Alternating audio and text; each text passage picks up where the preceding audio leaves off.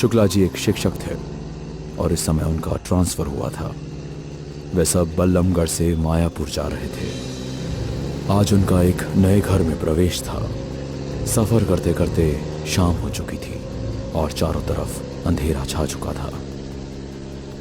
लगभग 1 किलोमीटर तय करने के बाद वो अपने गांव पहुंच जाते हैं। वे सभी कार से बाहर आते हैं और अपने नए घर को देखकर बहुत खुश होते हैं।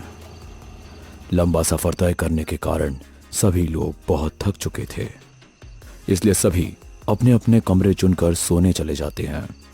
नेहुल रोज की तरह आज भी देर से सोने वाला था, क्योंकि वो रोज रात को मूवी देखने के बाद ही सोता था।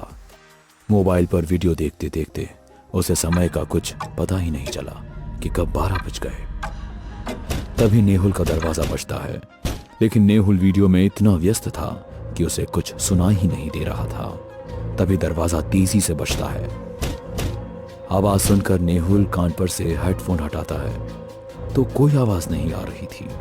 नेहुल फिर से हेडफोन अपने कान में लगा लेता है और वीडियो देखने लगता है। दरवाजे पर फिर से दस्तक होती है। नेहुल को फिर से महसूस होता है कि दरवाजे से फिर आवाज आ रही है। कौन है? अरे जवाब दो, कौन है वहाँ? जरूर कोई मेरे साथ मजाक कर रहा होगा, मुझे डराने के लिए। नेहुल सब कुछ बंद करके सो जाता है, ये समझकर कि शायद दरवाजे पर उसकी बहन पिंकी उसके साथ मजाक कर रही है। दूसरे दिन शुक्ला जी टहलने के लिए बाहर निकलते हैं तो रास्ते में उन्हें गांव के कुछ लोग मिलते हैं। शुक्ला जी को देखकर सभी समझ जाते हैं कि शुक्ला जी इस गांव में नए आए हैं। उन लोगों के साथ हंसी मजाक करते हुए कब शाम हो गई पता ही नहीं चला। तभी एक आदमी ने कहा, शुक्ला जी, इस गांव में 6 के बाद घूमना मना है, क्योंकि 6 के बाद यक्षिणी का समय होता है, हमारा नहीं। आपको तुरंत ही घर चले जाना चाहिए, क्योंकि हम भी अब घर जा रहे हैं। यक्षिणी? यक्षिणी क्या है? कहना क्या चाहते हो? यक्षिणी एक चुड़ैल है जो 6 बजे के बाद इस गांव के अंदर घूमती है। जो भी उसके जाल में फंसता है वो उसे अपने साथ ले जाती है। यक्षिणी ज्यादातर जवान लड़कों को अपने साथ ले जाती है, जो फिर कभी नहीं मिलते। गांव वाले यक्षिणी के बारे में शुक्ला जी को सब कुछ बताकर अपने अपने घर चले जाते हैं। शाम के 6 बजने से पहले शुक्ला जी भी घर आ जाते हैं। अचानक से शुक्ला जी को नेहुल का ख्याल आता है। नेहुल अब तक घर आया ही नहीं था। वो गांव के नए दोस्तों के साथ गप्पे लड़ा रहा था। यार, कोई लड़की वड़की हो तो मेरी भी सेटिंग लगवाओ। इस गांव में कोई खूबसूरत लड़की नहीं है क्या? गांव के लड़कों में से एक लड़का नेहुल का मजाक बनाते हुए कहता है, भाई, सबसे ज्यादा खूबसूरत तो एक ही लड़की है इस गांव में, जो हर रोज रात को निकलती है। अगर उससे बात कर ली तो सारी रात तुम्हारे बिस्तर पर होगी। उसका नाम क्या है? उसका नाम यक्षिणी है। कहते हैं कि उसका शरीर इतना आकर्षित है और सुंदर है कि कोई भी अपने आप को उसके पास जाने से नहीं रोक पाता। पर ध्यान देना दोस्त, वो कोई आम लड़की नहीं है। क्या मतलब? मतलब ये कि वो एक डायन है जो तुझे कच्चा निकलने में जरा देर भी नहीं लगाएगी। भूल कर भी उसके पास मत जाना, और अगर तूने उसका दिल जीत लिया तो वो तुझे रातों रात करोड़पति बना देगी। प्यार और पैसा दोनों एक साथ मिलेगा। नेहुल ये सुनकर यक्षिणी के लिए और भी मोहित हो जाता है। वो अब यक्षिणी से मिलना चाहता था। अंधेरा होने से पहले सभी लड़के अपने अपने घर चले जाते हैं, लेकिन नेहुल रास्ते में लौटते वक्त यक्षिणी को खोजता आ रहा था, पर उसे यक्षिणी नहीं मिलती। कुछ समय बाद वो अपने घर पहुंच जाता है।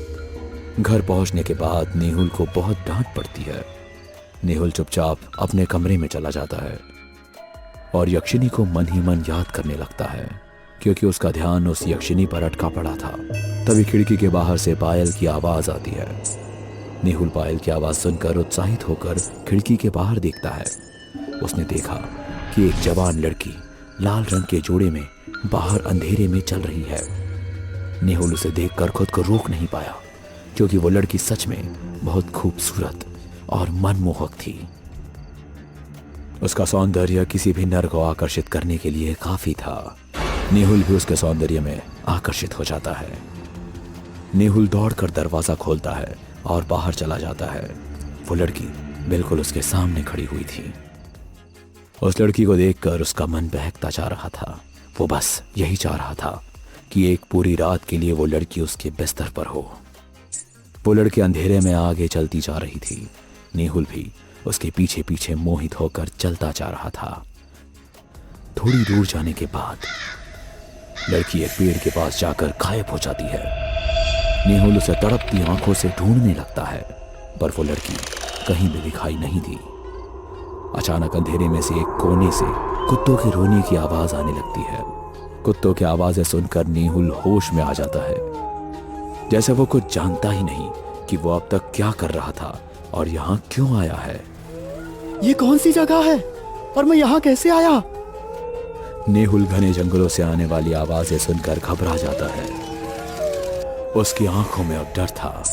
तभी पीछे से एक आवाज आती है। तू मेरे साथ आज सोना चाहता था ना?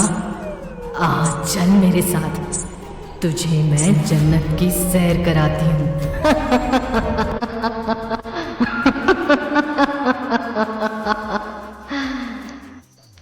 मुझे माफ कर दो, मुझसे गलती हो गई।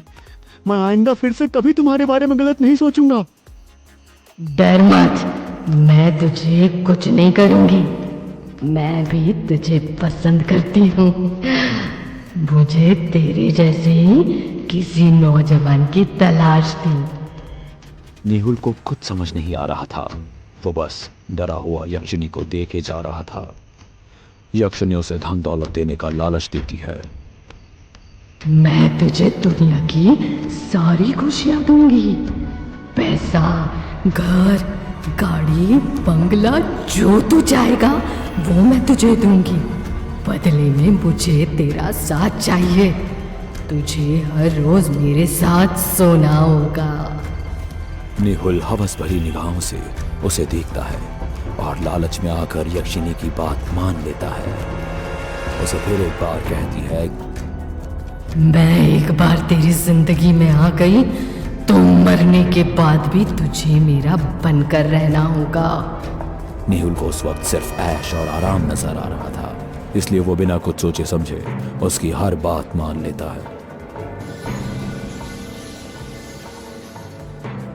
अगली सुबह जब नेहुल की आंख खुली तो वो अपने बेड पर होता है। उसका शरीर दर्द से टूट रहा था। उसने अपने पास एक पैसों से भरा बैग पाया। पैसों से भरा बैग देखकर नेहुल चौंक जाता है। इस तरह से तो मैं माला माल हो जाऊंगा। इसका मतलब यक्षिनी सच बोल रही थी। नेहुल और यक्षिनी के बीच अब हर रोज शारीरिक संबंध होने लगे और हर दिन एक पैसों से भरा बैग रखा मिलता। नेहुल की जिंदगी मजे से कट रही थी। वो अपने दोस्तों में खूब पैसे उड़ाने लगा। नेहुल ने अलग अलग तरह के नशे करना शुरू कर दिया। कुछ समय बाद उसने अपने माता पिता से झगड़ा कर लिया और अलग रहने लगा। अब वो अकेला ही रहता था। घर में हर तरह की सुख सुविधा थी, मगर अब वो पहले जितना तंदुरुस्त नहीं रह गया। दिन ब दिन उसकी हालत खराब होने लगी। एक दिन उसकी मुलाकात एक आयशा नाम की लड़की से हुई। नेहुल को उसको देखते ही प्यार हो गया। कुछ मुलाकातों के बाद आयशा भी नेहुल को पसंद करने लगी थी और दोनों को एक दूसरे से प्यार हो जाता है। नेहुल आयशा से शादी करने का इरादा पक्का कर लेता है, क्योंकि नेहुल अपनी पुरानी जिंदगी से तंग आ चुका था।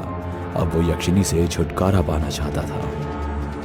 यक्षिनी को यह बात बिल्कुल पसंद नहीं आती। वो गुस्से से आग बबूला हो जाती है। नेहुल, मैंने जो तुम्हें धन दौलत और ऐश और आराम की जिंदगी दी है, उसके बदले तुमने मुझे शारीरिक संतुष्टि देने का वचन दिया था। मैं अपनी हर मुमकिन कोशिश पूरी करता हूँ तुम्हें संतुष्ट करने की, लेकिन मैं अब इस जिंदगी से तंग आ चुका हूँ। मुझसे अब नहीं होता। मेरा शरीर कमजोर हो गया है। तुम मेरा पीछा छोड़ दो। यक्षिनी एक खूबसूरत औरत से चुड़ैल बन जाती है, जिसे देखकर नेहुल डर से कांपने लगता है।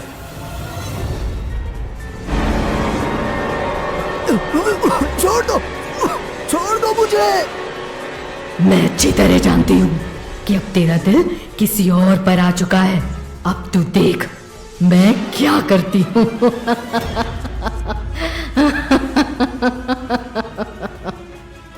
यक्षिनी इतना कहकर गायब हो जाती है। नेहुल जल्दी जल्दी आयशा को कॉल लगाता है, लेकिन उसका कॉल नहीं लगता, इसलिए वो उसके घर पहुंचता है। मगर नेहुल ने आने में बहुत देर कर दी। उसने देखा कि आयशा का शरीर पंखे से लटक रहा है।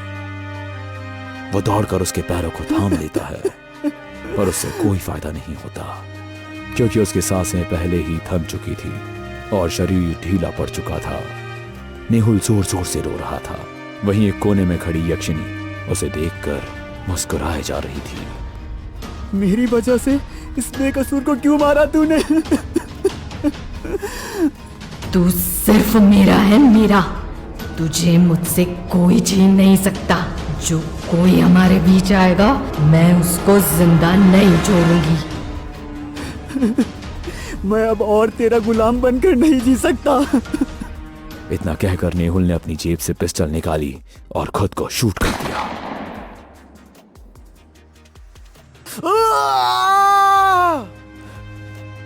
नहीं। यक्षिनी से बचने के लिए नेहुल के पास दूसरा कोई चारा नहीं था, इसलिए उसने खुदकुशी कर ली। लालच ऐसी बुराई है जिसकी वजह से हमारे सभी गुणों का महत्व खत्म हो जाता है। लालच की वजह से व्यक्ति कभी भी संतुष्ट नहीं हो पाता और धनवान होते हुए भी गरीब बना रहता है।